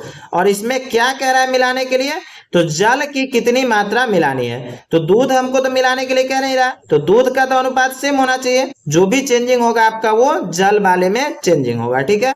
लेकिन दूध एक है 7 और एक है 1, तो क्या करेंगे, सेम करेंगे सबसे पहले, ठीक है। तो सेम करने के लिए इसमें क्या करना होगा, हमको नीचे वाले में 7 से गुना करना होगा। क्यों, तो इसको भी सेम करेंगे ना, क्योंकि दूध का तो अनुपात हमको चेंज करना नहीं है। तो नीचे वाले में अगर हम 7 से गुना करते हैं, इस अनुपात में अगर हम 7 से गुना कर रहे हैं तो कितना हो जाएगा, 7:14। क्लियर है। तो दूध का तो समान हो गया कि दूध का इसमें भी 7 है और इसमें भी 7 है। और जल का अनुपात जो ये चेंज हुआ, यही हमसे पूछ रहा है कि कितना चेंज हुआ है। यहां तक तो कोई दिक्कत नहीं है। अब देखिए पहला में क्या दे रहा है, दूध और जल का अनुपात 7:3 है। तो 7 और 3 मिला के कितना हो रहा है, 10 हो रहा है, ठीक है। और ये मिश्रण कितने का है, तो 30 लीटर का। तो अगर 10 यूनिट जो है ये 30 लीटर के बराबर है, 10 यूनिट अगर 30 लीटर के बराबर है, तो 1 यूनिट किसके बराबर होगा, तो 3 लीटर के बराबर होगा। ये तो अच्छे से समझ गए कि 7:3 पहले दिया था और मिश्रण कितने का है, तो 30 लीटर का। तो 7 3 होता है 10, 10 यूनिट अगर 30 लीटर के बराबर है तो 1 यूनिट हो जाएगा 3 लीटर के बराबर, ठीक है। और जल इसमें चेंज कितना हुआ है, तो 3 था और 14 हुआ है, मतलब 3 यूनिट से 14 यूनिट हुआ है। तो इसमें अंतर कितने का हो रहा है आपका, 3 यूनिट और 14 यूनिट में अंतर कितना का है, 11 यूनिट का अंतर हो रहा है, ठीक है। और 1 यूनिट आपका आ कितना रहा है, 3 लीटर आ रहा है। तो अगर 1 यूनिट 3 लीटर है तो 11 यूनिट हमको निकालना होगा। तो 11 यूनिट कितना हो जाएगा, तो 3 गुणे 11 कर लीजिए, 33 लीटर, ठीक है। तो हमको कितना मात्रा जल का मिलाना होगा, तो 33 लीटर। और ये 33 लीटर किसमें दिया, सी ऑप्शन में दिया है। तो सी ऑप्शन इस क्वेश्चन का राइट आंसर हो जाएगा। नेक्स्ट है, एक फल विक्रेता के पास कुछ सेब थे, वह 40% सेब बेचता है और उसके पास अभी भी 420 सेब है। मूलतः उसके पास कितने सेब थे। बेच कितना रहा है ये फल विक्रेता, तो बेच रहा है ये 40%। तो अगर 40% बेच रहा है तो इसके पास बच कितना रहा है, तो बच रहा है इसके पास 60%, ठीक है। और जो बच रहा है उसके बारे में क्या कह रहा है कि अभी भी 420 सेब है। मतलब ये जो 60% है या 60 यूनिट आप लिख सकते हैं, ये किसके बराबर है, 420 के बराबर है, ठीक है। तो अगर 60 यूनिट 420 के बराबर है तो 1 यूनिट किसके बराबर हो जाएगा, तो 420/60, ठीक है। 7 बार में कटेगा तो 1 यूनिट किसके बराबर हो गया, तो 7 के बराबर, ठीक है। और 100 रहा होगा शुरू में, तो 100% या 100 यूनिट इसके पास रहा होगा। तो अगर 1 यूनिट 7 के बराबर है तो 100 किसके बराबर हो जाएगा, 700 के बराबर, ठीक है। तो कितना हो जाएगा, 700 सेब हो जाएगा। और ये किस में दिया आपका, सी ऑप्शन में दिया है। तो सी ऑप्शन इस क्वेश्चन का राइट आंसर हो जाएगा। नेक्स्ट है, 3 संख्याएं एक दूसरे से इस प्रकार सहअभाज्य है कि पहली 2 संख्याओं का गुणनफल 357 है और अंतिम 2 संख्याओं का गुणनफल 609 है। तीनों संख्याओं का योग ज्ञात करें। ये ग्रुप डी का पूछा गया क्वेश्चन है। क्या कह रहा है कि 3 संख्या एक दूसरे से सहअभाज्य है और पहली 2 संख्या का गुणनफल 357 है, ठीक है। एक संख्या ए मान लेते हैं और एक बी और एक सी। तो पहली 2 संख्या का गुणनफल मतलब ए गुणे बी कितना दिया आपका, 357, ठीक है। और अंतिम 2 संख्या मतलब बी गुणे सी आपका कितना दिया है, तो 609। दोनों अलग अलग इक्वेशन मान लीजिए, ठीक है। अब a गुने बी 357 है और b गुने c दिया है 609। तो क्या करते हैं, a गुने b बट्टा हम b गुने c आराम से लिख सकते हैं। तो कितना हो जाएगा, 357/609। क्यों ऐसा लिखे हैं, तो b से b तो कट गया, तो a बट्टा c का मान आ जाएगा, मतलब a और c का हमको मान आ जाएगा। 3 से कट हो जाएगा, 3 एकम 3, 3 एकम 3 2, 3 9 27 और 3 से 3 दूनी 6, 0 3 तिया 9। 7 से अगर कट कर रहे हैं, 7 से 17 बार में कटेगा और ये 7 से 29 बार में 209 कटेगा। तो कितना हो रहा है आपका, 17/29, मतलब ए आपका आ गया है 17 और सी आपका आ गया है 29। यहां तक तो कोई दिक्कत नहीं है। अब ए और बी को गुना कर रहे हैं तो कितना आ रहा है 357। तो अगर ए बी को गुना कर रहे हैं 357 आ रहा है और ए आपका 17 दिया है तो बी क्या हो जाएगा 357/17। क्लियर है, समझ में आ रहा है। बी कितना हो जाएगा 357/17। इसको जब आप भाग देंगे 17 दूना 34, 1 17 एकम 17 मतलब 21 बार में कट जाएगा। ठीक है, तो बी का मान कितना आ गया 21 आ गया। ठीक है, ए हो गया 17, बी हो गया 21 और सी हो गया 29। हमसे क्या कह रहा है तीनों संख्या का योग, तो मतलब 17, 21 और 29, इस तीनों को जोड़ लेंगे। 9 1 10 7 17 के साथ 1 2 3 2 5 1 6 67 हो गया हमारा। ठीक है, और 67 किस में दिया है ए ऑप्शन में दिया है, तो ए ऑप्शन इस क्वेश्चन का राइट आंसर हो जाएगा। है एक परीक्षा में हिंदी में 40%, संस्कृत में 25% और दोनों विषयों में 20% विद्यार्थी अनुत्तीर्ण हुए। क्वेश्चन को ध्यान से पढ़िएगा, क्या कह रहा है कि एक परीक्षा में हिंदी में 40%, संस्कृत में 25% और दोनों विषय में 20% विद्यार्थी अनुत्तीर्ण हुए हैं। ठीक है, बताइए कुल कितने प्रतिशत विद्यार्थी उत्तीर्ण हुए। हमको डाटा क्या दिया है अनुत्तीर्ण का। डाटा जो हमारे पास दिया है, डाटा जो दिया है वो अनुत्तीर्ण का डाटा दिया है और हमसे पूछ क्या रहा है, हमसे पूछ रहा है उत्तीर्ण कितना विद्यार्थी हुआ ये। अब इसमें विषय कितना है, तो दो विषय है, एक हिंदी है और एक संस्कृत है। ठीक है, एक क्या है हिंदी है आपका और एक संस्कृत है। ऊपर यहाँ पे लिख लीजिए हिंदी और एक पे लिख लीजिए संस्कृत। ठीक है, अब क्या कह रहा है कि हिंदी में कितना अनुत्तीर्ण हुआ है, तो 40% हुआ है और संस्कृत में 25% हुआ है। ठीक है, और दोनों में कितना है, तो दोनों में 20% है। तो जो दोनों में है तो दोनों में यहाँ पे वाला हो जाएगा, क्योंकि दोनों में तो यही वाला पार्ट जो हमारा है वो दोनों में है, तो दोनों में 20% अनुत्तीर्ण हुआ है। ठीक है, लेकिन हिंदी में क्या कह रहा है 40%। तो अगर 20 यहाँ है तो हिंदी वाला तो हमारा हिस्सा ये वाला है पूरा। ठीक है, तो हिंदी में और कितना बच जाएगा, तो 20% हमारा और बच जाएगा। ठीक है, इसी तरह से संस्कृत में क्या कह रहा है 25%, लेकिन हमारे पास संस्कृत में तो ऑलरेडी 20% है, 20% तो ऑलरेडी है, तो बचा कितना हमारे पास, तो 5%। तो कुल अगर बात करें तो कुल अनुत्तीर्ण कितना हो रहा है आपका, तो 20 + 20 + 5 मतलब कुल अनुत्तीर्ण हो रहा है 45%। तो कुल अनुत्तीर्ण अगर हो रहा है 45%, ठीक है, कुल अनुत्तीर्ण हो रहा है 45%, तो उत्तीर्ण कितना हो जाएगा, तो उत्तीर्ण हो जाएगा आपका 55%। ठीक है, उत्तीर्ण कितना हो जाएगा आपका 55%। हमसे क्या पूछ रहा है कि कुल कितना प्रतिशत विद्यार्थी उत्तीर्ण हुआ है, तो 55% हुआ है और ये किस में दिया है, बी ऑप्शन में दिया है, तो बी ऑप्शन इस क्वेश्चन का राइट आंसर हो जाएगा। समझ में आ गया। अगर नहीं आया तो एक और क्वेश्चन हम लोग देख लेते हैं।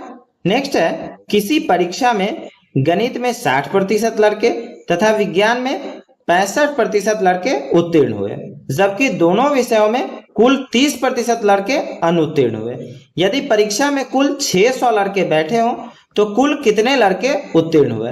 हमारे पास डाटा क्या दिया है, गणित में 60% लड़के और विज्ञान में 65% लड़के उत्तीर्ण हुए हैं। ठीक है, और दोनों विषय में कुल 30% लड़के अनुत्तीर्ण हुए हैं। दोनों वाला जो हमारा डाटा दिया है वो अनुत्तीर्ण का दिया है। तो जैसे ही हम इस तरह का अगर बनाते हैं जो दोनों में मैच करेगा, तो उसके लिए तो हमारे पास डाटा अनुत्तीर्ण का है, तो पहले तो हमको निकालना होगा अनुत्तीर्ण वाला। तो एक तरफ गणित लिख लेते हैं, दो विषय है, गणित है और विज्ञान है। ठीक है, गणित में कितना कह रहा है 60% लड़का उत्तीर्ण हुआ है, तो अनुत्तीर्ण कितना हो जाएगा गणित में, तो 40% अनुत्तीर्ण हो जाएगा। ठीक है, और विज्ञान में अगर 65% लड़का उत्तीर्ण हुआ है तो अनुत्तीर्ण कितना हो जाएगा विज्ञान में, तो 35% हो जाएगा। क्लियर है यहाँ तक।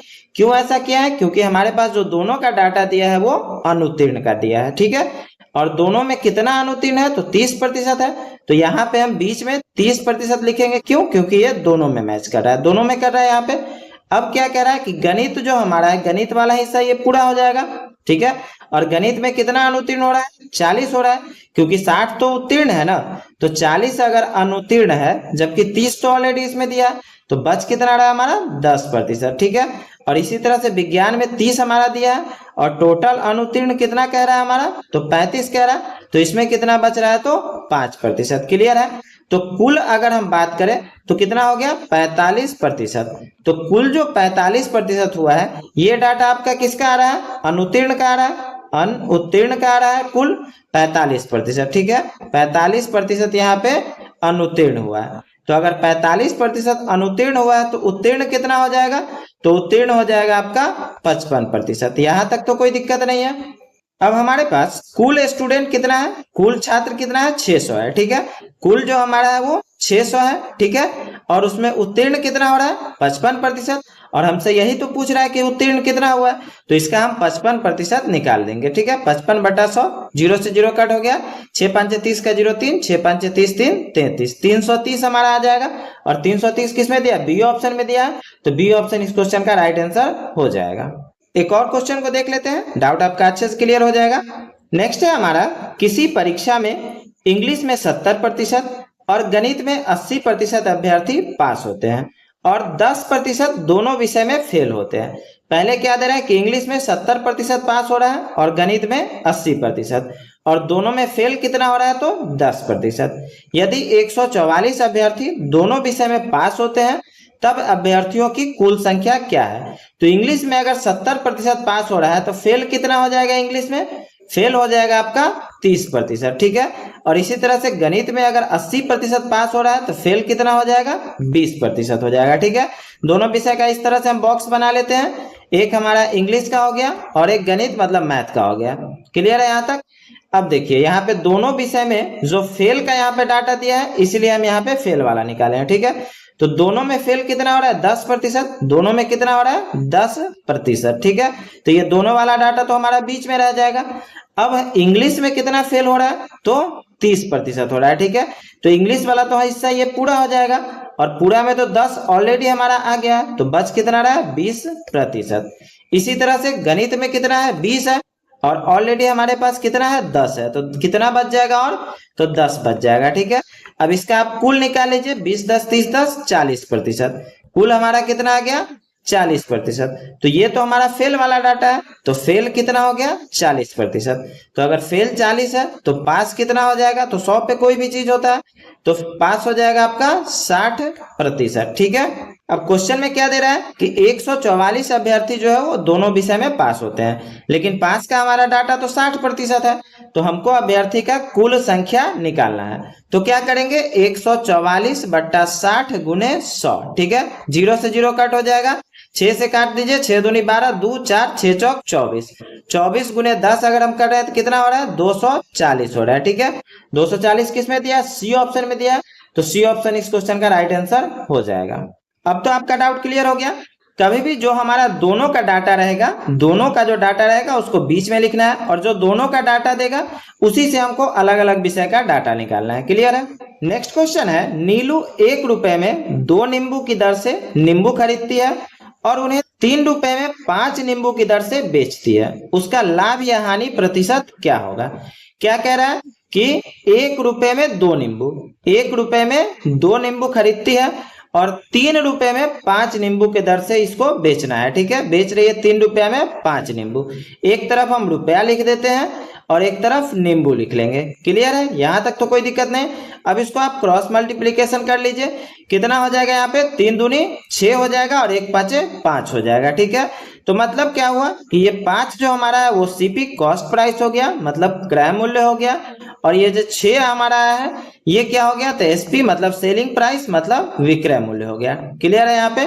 तो मतलब 5 रुपए की चीज को 6 रुपया में बेचा जा रहा है, तो ऑफकोर्स यहाँ पे प्रॉफिट हो रहा है। 5 के चीज को अगर हम 6 में बेचेंगे तो प्रॉफिट हो रहा है, और प्रॉफिट कितना हो रहा है आपका? तो यहाँ पे तो 1 रुपया हो रहा है प्रॉफिट, और यही हमको प्रतिशत निकालना है। क्लियर है? इसी का हमको प्रतिशत निकालना है। तो प्रॉफिट का अगर हम परसेंटेज निकालेंगे, मतलब प्रतिशत निकालेंगे, तो प्रॉफिट हमारा हो रहा है 1 रुपए का, लेकिन हो किस पे रहा है? तो 5 रुपए पे, क्योंकि टोटल तो हमारा 5 ही है ना। तो 1 रुपए का प्रॉफिट हो रहा है 5 रुपए का, 5 रुपए पे, तो हमको इसी का प्रतिशत निकालना है, ठीक है। 5 से 20 पंचे 100, तो प्रतिशत हमारा हो गया 20%, ठीक है। और 20% क्या हो रहा है? लाभ या हानि, तो 20% लाभ हो रहा है, और ये किस में दिया? सी ऑप्शन में दिया, तो सी ऑप्शन इस क्वेश्चन का राइट आंसर हो जाएगा। नेक्स्ट है, 3 संख्याएं 3:4:5 के अनुपात में है, उनमें से सबसे बड़ी एवं सबसे छोटी संख्या का योग दूसरी संख्या तथा 52 के योग के बराबर है, तदनुसार सबसे छोटी संख्या ज्ञात करें। संख्या का अनुपात क्या दिया है? 3:4:5, मतलब एक हो जाएगा हमारा 3x, एक मान लेंगे 4x और एक मान लेंगे 5x। तो ऑफकोर्स ये सबसे छोटी संख्या है और ये सबसे बड़ी संख्या है। अब इसमें क्या कह रहा है कि सबसे बड़ी एवं सबसे छोटी संख्या का योग। तो सबसे बड़ी क्या है? 5x है और सबसे छोटी क्या है? तो 3x है। और इसका योग किसके बराबर है? तो दूसरी संख्या और 52 के बराबर। तो दूसरी संख्या क्या है? 4x है, तो 4x प्लस 52 के बराबर है। ठीक है, 5 3 8x बराबर हो जाएगा 4x plus 52। 8x minus 4x, क्योंकि इधर बराबर के लिए आएंगे, बराबर 52। तो 4x बराबर अगर 52 है तो x बराबर क्या हो जाएगा? तो 52/4, मतलब x का मान आ गया आपका 13। हमसे क्या कह रहा है? सबसे छोटी संख्या निकालना है। तो सबसे छोटी तो 3x वाला है, तो 3 गुने हो जाएगा 13, मतलब 39 हो गया हमारा। समझ में आ गया ना? और 39 किस में दिया? डी ऑप्शन में दिया, तो डी ऑप्शन इस क्वेश्चन का राइट आंसर हो जाएगा। नेक्स्ट है 80 वस्तुओं का विक्रय मूल्य 72 वस्तुओं के क्रय मूल्य के बराबर है। इस लेन देन में लाभ या हानि प्रतिशत हमको ज्ञात करना है। क्या कह रहा है कि 80 वस्तु का जो विक्रय मूल्य है, मतलब सेलिंग प्राइस है, वो किसके बराबर है? 72 वस्तु के क्रय मूल्य मतलब सीपी के बराबर है। ठीक है, अगर इसको आप कट करना चाहें तो अगर 8 से कट कर रहे हैं तो 8 दाएं 80 और 8 से इसको कट कर रहे हैं तो 8 नमा 72। ठीक है, अब अगर हम एसपी बाई सीपी लिखते हैं, आप चाहे तो सीपी बाई एसपी भी लिख सकते हैं, इसमें कोई दिक्कत नहीं है, लेकिन लिखना कैसे वो समझ लीजिए। एसपी बाई सीपी लिख रहा है तो अगर हम एसपी इधर का ले रहे हैं तो ये वाला हमारा इसके पास में आ जाएगा। ठीक है, सामने सामने हमको लेकर के चलना है। तो एसपी बाई सीपी मतलब 9/10 यहाँ पे आ जाएगा। ठीक है, और अगर आप सीपी बाई एसपी लिखते, सीपी बाई एसपी लिखते, तो सीपी हम ये वाला लिए तो इसके सामने ये 10 है तो यहाँ पे 10 हो जाता, और एसपी कितना हो जाता? तो इसके सामने 9 है तो 9 हो जाता। क्लियर है? बात वही घूम करके आ रहा है। अब एसपी कितना है? 9, मतलब सेलिंग प्राइस है 9 और कॉस्ट प्राइस है 10। तो 10 रुपए की वस्तु को बेचा कितने में जा रहा है? तो 9 रुपए में। क्लियर है? यहां तक समझ गया? तो अगर 10 की वस्तु को 9 में हम बेच रहे हैं तो 1 रुपए का हमको हानि हो रहा है। क्या हो रहा है? 1 रुपए का हानि हो रहा है। ठीक है, यही हमसे कह रहा है कि लाभ या हानि जो भी हो रहा है उसका प्रतिशत निकालना है। क्लियर? तो 1 रुपए का हानि हो रहा है, लेकिन किस पे हो रहा है? तो 10 रुपए पे, क्योंकि कॉस्ट तो हमारा 10 ही है। तो 1/10 गुने 100 हो जाएगा। 10 से 10 बार में कट रहा है। ठीक है, तो 10% हानि, और 10% हानि किस में दिया? सी ऑप्शन में दिया, तो सी ऑप्शन इस क्वेश्चन का राइट आंसर हो जाएगा। समझ में आ गया? अगर नहीं आया तो एक और क्वेश्चन देख लेते हैं। नेक्स्ट है, यदि 40 वस्तुओं का विक्रय मूल्य 50 वस्तुओं के क्रय मूल्य के बराबर है तो इस लेन देन में लाभ प्रतिशत ज्ञात करें। क्या कह रहा है? 40 वस्तुओं का जो विक्रय मूल्य है, मतलब सेलिंग प्राइस है, वो किसके बराबर है? 50 वस्तुओं के क्रय मूल्य मतलब सीपी के बराबर है। 0 से 0 कट हो गया। अब अगर आप एसपी बाई सीपी लिखते हैं तो एसपी के सामने क्या है? 5 है तो 5 हो जाएगा, और सीपी के सामने क्या है? 4 है तो 4 हो जाएगा। क्लियर है? तो एसपी 5 है और सीपी 4 है, मतलब 4 रुपए की वस्तु को कितने में बेचा जा रहा है? 5 रुपए में। ठीक है, तो यहाँ पे लाभ हो रहा है, और लाभ कितना हो रहा है? तो 1 रुपया हो रहा है। लाभ कितना हो रहा है? तो इस डाटा के अकॉर्डिंग 1 रुपया लाभ हो रहा है। तो यही हमको लाभ प्रतिशत निकालना है। क्लियर है? तो लाभ प्रतिशत निकालने के लिए लाभ बटा क्रय मूल्य, तो क्रय मूल्य तो आपका यहाँ पे 4 है, 4 ही पे ना 1 रुपया लाभ हो रहा है, तो 1/4 गुने हो जाएगा 100। 4 से 25 बार में 100, तो कितना प्रतिशत हो गया? 25%। और ये किस में दिया आपका? तो ए में दिया, तो ए ऑप्शन इस क्वेश्चन का राइट आंसर हो जाएगा। नेक्स्ट है, क्रय मूल्य तथा विक्रय मूल्य का अनुपात 4:5 है। लाभ प्रतिशत ज्ञात करें। क्रय मूल्य और विक्रय मूल्य का अनुपात क्या कह रहा है? 4:5, मतलब क्रय मूल्य कितना है? 4 और विक्रय मूल्य कितना है? तो 5। तो हमसे पूछ रहा है लाभ प्रतिशत, तो लाभ इसमें आपका कितना हो रहा है? तो 1 रुपए का लाभ हो रहा है। लाभ इसके अकॉर्डिंग तो 1 रुपए का हो रहा है। अब यही हमको प्रतिशत निकालना है, तो 1 बट्टा, और कॉस्ट कितना है? तो 4 है, तो 1/4 गुने 100 हो जाएगा आपका। ठीक है, 25 बार में कट हो गया, मतलब 25% का लाभ है। और ये किस में दिया? सी ऑप्शन में दिया, तो सी ऑप्शन इस क्वेश्चन का राइट आंसर हो जाएगा। नेक्स्ट है, एक आयत की लंबाई तथा चौड़ाई का अनुपात 3:4 है। यदि आयत का परिमाप 140 सेंटीमीटर है तो आयत की लंबाई ज्ञात करें। आयत है, ठीक है, और इसका लंबाई और चौड़ाई का अनुपात क्या दे रहा है? 3:4।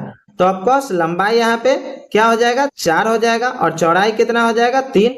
जैसे भी आप लिखना चाहे लिख सकते हैं। ठीक है, लंबाई और चौड़ाई का अनुपात है। अब यहाँ पे सामने सामने का भुजा तो बराबर होगा, यहाँ तक तो कोई दिक्कत नहीं है। और परिमाप क्या दे रहा है 140, लेकिन परिमाप क्या होता है तो 2 इंटू लंबाई प्लस चौड़ाई। आयत का परिमाप तो 2 इंटू लंबाई प्लस चौड़ाई होता है। इसको आप जोड़ रहे हैं तो 4 3 7 4 11 3 कितना हो रहा है 14। तो ये परिमाप यहाँ पे कितना हो गया तो परिमाप हो गया आपका 14 यूनिट, ठीक है। और ये 14 यूनिट किसके बराबर कह रहा है 140 सेंटीमीटर के बराबर। तो अगर 14 यूनिट 140 सेंटीमीटर के बराबर है तो एक यूनिट किसके बराबर हो जाएगा तो एक यूनिट हो जाएगा 10 सेंटीमीटर के बराबर, ठीक है। अब हमसे क्या कह रहा है कि आयत की लंबाई ज्ञात करना है, ठीक है। और लंबाई और चौड़ाई का अनुपात दिया है तो लंबाई ही पहले 3 है तो 3 यूनिट हो जाएगा। और अगर एक यूनिट 10 सेंटीमीटर के बराबर है 3 यूनिट किसके बराबर हो जाएगा 30 सेंटीमीटर के बराबर। और 30 सेंटीमीटर किसमें दिया बी ऑप्शन में दिया तो बी ऑप्शन इस क्वेश्चन का राइट आंसर हो जाएगा। नेक्स्ट है किसी संयुक्त परिवार में दादा दादी की औसत आयु 67 वर्ष है, माता पिता की औसत आयु 36 वर्ष है और 3 पौत्र पौत्रियों की औसत आयु 6 वर्ष है। संपूर्ण परिवार की औसत आयु कितनी है, ठीक है। दादा दादी की औसत आयु कितना कह रहा है 67 वर्ष। तो दादा दादी मतलब 2 लोग हैं तो 2 लोग का औसत है 67, तो योग कितना हो जाएगा तो 2 लोगों का योग हो जाएगा 2 गुने 67 मतलब 134 वर्ष। क्लियर है यहाँ तक। माता पिता की औसत आयु है 36 तो माता पिता का योग भी हो जाएगा 2 गुने 36 मतलब हो जाएगा 72 वर्ष। यहाँ तक कोई दिक्कत नहीं है। और 3 पौत्र पौत्री मतलब 3 पोता पोती है और उसका औसत आयु कितना है 6 वर्ष है। 3 गुने 6 मतलब हो जाएगा 18 वर्ष। तो कुल आयु का जो औसत हमारा आया है तो कुल औसत आयु हमको निकालना है। तो कुल अगर आयु हम देख रहे हैं तो कुल आयु कितना हो रहा है इस तीनों को जोड़ लीजिए 224 वर्ष कुल आयु आ रहा है। और कुल लोग कितने हैं तो 2 2 4 और 3 7 लोग हैं, ठीक है। तो 7 लोग का कुल आयु कितना है आपका 224 वर्ष। क्लियर है। तो हमको इसी का औसत निकालना है। तो अगर 7 लोग का कुल योग 224 है तो औसत निकालने के लिए 224 में 7 से भाग दे दीजिए, ठीक है। 32 बार में कट जाएगा आपका तो 32 वर्ष हो गया यह औसत आयु, ठीक है, संपूर्ण परिवार का। और 32 वर्ष किस में दिया सी ऑप्शन में दिया तो सी ऑप्शन इस क्वेश्चन का राइट आंसर हो जाएगा। नेक्स्ट है 2 अंकों की संख्या के अंकों का योग 7 है। यदि अंकों को पलट दिया जाता है तो नई संख्या में 3 जोड़ने पर मूल संख्या की 4 गुनी हो जाती है। तो मूल संख्या हमको ज्ञात करना है। क्या कह रहा है 2 अंकों की संख्या का अंकों का योग है 7। तो यहाँ पे अब ऑप्शन से हमको इसको लेकर के चलना होगा। तो ऑप्शन में तो इस सबका योग कितना हो रहा है सबका योग 7 हो रहा है तो ये चारों हो सकता है सही। अब देखना है कि एग्जैक्ट में सही क्या है। तो एक हमारे पास कंडीशन क्या दे रहा है कि अंकों को पलट दिया जाए तो नई संख्या में 3 जोड़ने पर मूल संख्या की 4 गुनी हो जाती है। मान लेते हैं कि हमारा मूल संख्या है, ठीक है। तो अंक को हम पलट देते हैं तो ये पलटने के बाद 43 हो जाएगा और इसमें 3 अगर हम जोड़ देते हैं मतलब 46 हमारा आ रहा है। तो मूल संख्या की 4 गुनी तो 34 का 4 गुना है 46 तो नहीं है। तो ये ऑप्शन तो हमारा हुआ नहीं पहला। इसी तरह से दूसरा ले लीजिए तो 25 इसको उल्टा करेंगे तो हो जाएगा 52 और इसमें 3 जोड़ेंगे तो कितना हो जाएगा 55। तो 25 का 3 गुना है तो ये भी नहीं है तो ये भी नहीं हो जाएगा। तीसरा देख लीजिए 61 है तो हो जाएगा 16 और 16 में 3 जोड़ लेंगे तो कितना हो जाएगा 16 3 19। ये 3 गुना है नहीं है तो ये भी गलत हो जाएगा।